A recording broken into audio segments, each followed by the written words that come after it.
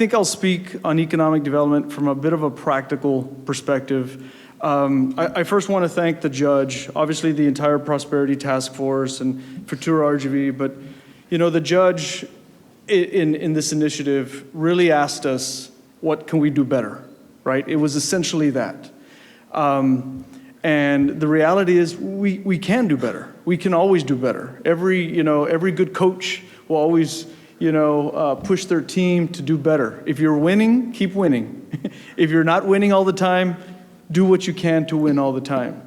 So I really appreciate that. And with that delightful frustration, as you do, Judge, you're pushing us here. And we should be very proud of what we have accomplished and where we're at as far as kind of the powerhouse, not only just in Texas, but really globally, but equally just keeping our lens on a bit of frustration or that drive to always want to do better. And I'm really excited about that, and I've had some really great roles here, and I'm really proud to be at UTRGV. Obviously, I think all of our friends here have talked several times about what it does and what it has done for the Valley. I think really not only symbolically, but operationally, the consolidation of UTRGV was so impactful, just from an operational standpoint. We all really do want to collaborate. We do. We are all amongst friends. We work for different organizations. But the reality is, each one of us in your jobs, you're measured by the impact that you do, right? That you individually accomplish. We're not really measured by how we accomplish things together. So we do need to reframe the way we think about that. We are one unit, and we should be proud of what we do. But the Rio Grande Valley is an extremely unique place. And I don't think people really digest of how unique the Rio Grande Valley is. And a lot of regions across the nations will always say their region is unique, right? But we have this amazing collection of assets. But our biggest deficit geographically is the map, the way it's drawn. The reality, we are the 5th largest metropolitan area in the state of Texas. That's almost hard to imagine, especially those that have lived here a long time, how we've grown. This is not the small valley, even though it feels like that because we have such that dynamic culture, but we are large. We're the 5th largest metro. But if you look at the other metro areas of Texas, they are all defined, plus or minus, by that anchor city, right? When you think of San Antonio, you don't think of the 40-plus cities that are, adjacent and connected to it. You think of San Antonio, right? So I was fortunate to work for the city of San Antonio for a while, and it was amazing because they had such leverage, just of sheer size, that they really didn't have to operationally collaborate. They didn't have to, right? We, on the other hand, are divided in 4 counties by 47 great municipalities, right? And obviously, this MSA is the largest collectively by density. Brownsville is still the largest city in the Rio Grande Valley. So, we have this, shift of powers all the time because we have to. Every elected official, every city manager, and every governing board is accountable for the municipality that they manage, and then judges, and So with 47 different accountability structures, that comes first, right? Then how do we collaborate? So the best way to do that is operationally. We do collaborate, I want to guarantee that, but do we operationally collaborate? I'll close my time with a great opportunity for that. But I love all the highlights because we are all, I think, a collection here of cheerleaders for the Valley. We are the ambassadors of the Rio Grande Valley, which is exciting. I do like to, it goes without saying that you have to recognize our deficits. And I really think our largest deficit sometimes comes in the method of perception, right? And that perception, look at sometimes how we're portrayed in the media nationally or across Texas, right? That's a perception issue. Those that live here know that that's not the reality of the perception. But we have an internal perception also. We have that internal perception that that maybe sometimes some people don't think we're as deserving or as worth it or as innovative or as technologically advanced as we are. So, we talk about SpaceX, and Manny, thank you so much for talking about the colonias, because we should be very proud of what we do, but there's a significant portion of our population living in conditions that we shouldn't be too proud of, right? And think of SpaceX. I always think about that we're watching a rocket go to space, and there's people living in conditions like that, literally seeing a rocket in their vantage point go to space. And that dynamic is just perplexing. So, but we're all here to do something about it. So, which is very exciting. So economic development, again, from a very practical standpoint, because, one of our realities here is that we are faced with the same workforce gap that a lot of the state, a lot of the nation are and we do have a significant issue with underemployment. But economic development, everybody has a little bit different definition of what that is, but it's a cycle, and it's kind of that, live, work, play cycle, but essentially it always starts with jobs, right? Jobs come rooftops. The more jobs you have, the more rooftops, and the more rooftops comes all the other things that sometimes we get excited about economic development. The Dave & Buster's, the Topgolf, the Whataburger, all that stuff. When you look at the excitement of a Whataburger versus the excitement of a, 20-person operation manufacturing facility, it's night and day. I mean, just face it. I mean, we get excited about Whataburgers. When the good jobs, those 20 manufacturing jobs, are the reason why Whataburger's here. It's not the other way around. So, and with that challenge that the judge has put before us in terms of what we can do better, in the same vein, it's part of our responsibility to really talk about how hard we are working. In just Hidalgo County alone, there's 15 EDCs of the 22 municipalities that, and some of them are here and they're partners and friends and spend long hours losing sleep on doing nothing but that. How can we move the needle on economic prosperity, right? But the recruitment of new jobs is difficult. It takes a while, it's relationship driven, and all of this is an ecosystem, right? There's a term of economic ecosystem. And the stronger our ecosystem is with good jobs, high-paying wage jobs, everything else comes by itself, and we're getting there. We're really, the Rio Grande Valley is at a very great tipping point. For those, that have heard the term nearshoring and reshoring, there's a lot of companies globally that are looking to come back closer to the States to be part of this supply chain. And obviously the pandemic was a big part of seeing that. And again, we besides San Diego, which our good friend Sergio is nearby, and besides the 72-degree weather he's probably in right now, we have the same collection of assets that Southern California does, right? So on a map, we are an extremely appealing area for nearshoring, reshoring, but it's really going to take us to operationally ensure that we are aligned. Again, not just collaboratively, but operationally. So, that is really important. So with that, I do want to talk just shortly about UTRGV because, again, part of the reason why I moved there to UTRGV when this opportunity was about is, again, that attempt to move the needle. And we all know, and that's what we're talking about today, workforce is the strongest part. Workforce development and economic development are the same thing. You don't have economic development without that powerful workforce. You just don't. Human capital is the essence of economic development.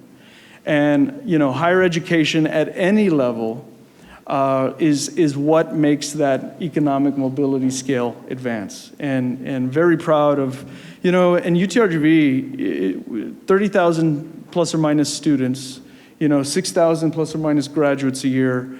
6,000 employees. So just from as an employer standpoint, UTRGV is an economic powerhouse. Part of what I oversee is not only working with all our EDCs and cities to help kind of build that capacity for economic development, but I also do oversee a collection of some really great portfolio of centers geared towards something that is really important. We all like to cut the ribbon on new jobs, but our first responsibility is ensuring that every job that is already located in the Rio Grande Valley, every business that's located here, is operating at optimal level. And the reality is a lot aren't. So again, part of what I oversee with UTRGV's Office of Workforce and Economic Development are things like Small Business Development Center. We have our commercialization centers, our incubation centers. I see Sai over there, one of our teammates with our data information system centers, which is really important because that resource helps elected officials make data-driven decisions for economic development, which is really important. So again, the lowest hanging fruit in this entire equation is ensuring that the businesses that exist everywhere in the valley are optimizing at the highest level. And if you talk to a lot of our business members, they're struggling with finding good employees. They're struggling with finding, there's a lot of well-paying job opportunities in the valley as it stands today. It's just we do have this workforce gap. We do an amazing job as our institutes of higher ed, but I love Dr. Solis's term, one of his R's is risk. We have to look at our service delivery models. We have to do a better job with equity. We have to be, our beautiful infrastructure buildings, sometimes the students that need us the most are heavily intimidated by even the process of applying to a higher ed institution. They don't know what that means. They don't know how to do that. They don't know if they're smart enough or would succeed.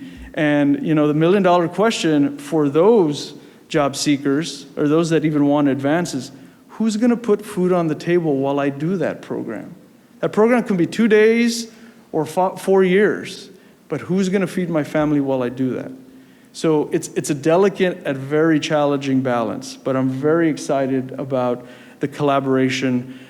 So our subcommittee, part of what we're doing is, number one, spotlighting the individual efforts. Again, the EDCs here are doing an amazing job. Our workforce solutions on both sides of the valley are doing amazing. These organizations are absolutely geared towards nothing but driving economic development. And obviously the cities play a major role because, we need those opportunities that put money into people's pockets. We need to collectively build our spending power. The more spending power we have, the more things come, the more all the hotels and the Whataburgers and the Topgolfs and all the cool stuff comes naturally. And then that just kind of helps foster that cycle.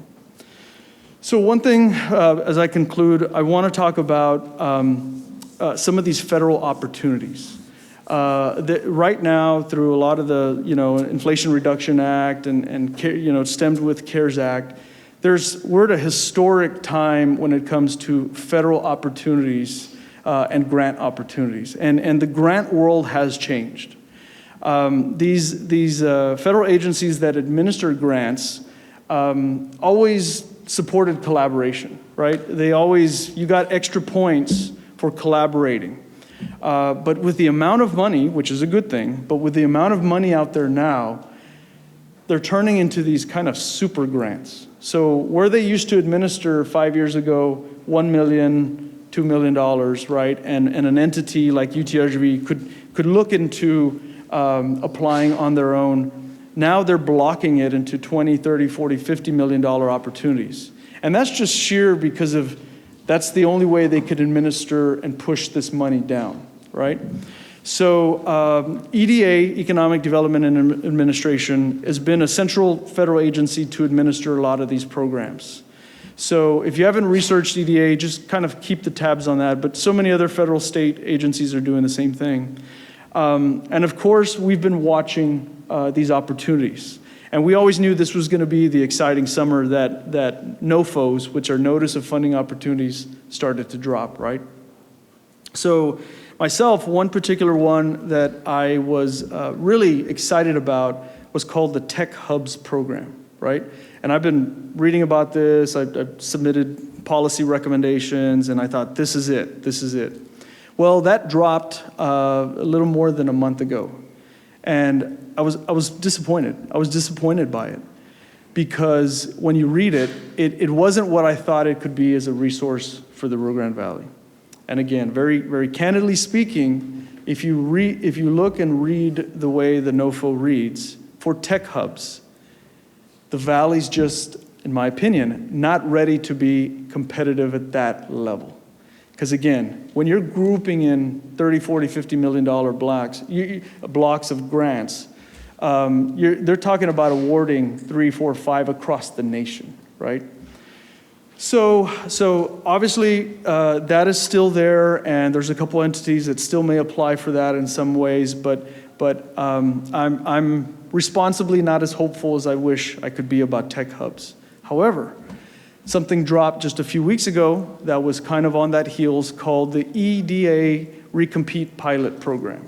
So if you haven't heard about that, please Google it, read a little bit more about that. And I really think this is the one we've been waiting for. Again, you know, we all work collaboratively, we really do. But this resource actually has a way for us to boost our operational collaboration. So we are already on the clock with this. So October 5th is when phase 1 is due. There's no funding with phase 1 when you submit your plan, but you're essentially trying to say, if I had $50 million plus or minus, what would we do with it, right? So once you submit that, there's going to be thousands of applications submitted throughout the country.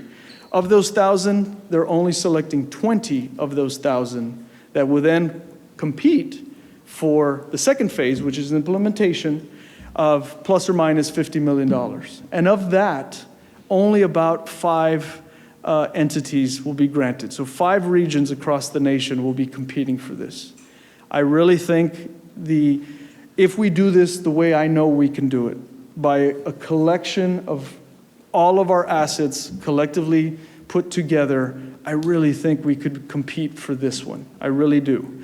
But this is a all hands on deck, 100% commitment to one unified plan. So, you know, using the Prosperity Task Force as kind of a framework, we've already had discussions about this. The higher ed institutions as a workforce development component is going to be very, very central to this. Because essentially it's going to have, you know, in my opinion, three segments: making our business locally stronger, developing workforce initiatives that address gaps that we currently have, and then creating better tools, resources, and data so that our EDOs and EDCs can do better outreach for recruiting new jobs. So really excited about that. We're going to harness and leverage our subcommittee of the Hidalgo County Task Force to help with this. But start educating yourself about the EDA Recompete Act. I am very, very excited about this. Again, the success of this, it's so exciting, but it's in our hands. As ambassadors, we do have the responsibility to continue the narrative of what is our true perception of the Valley. And again, I really do look forward to working with all of you. Thank you.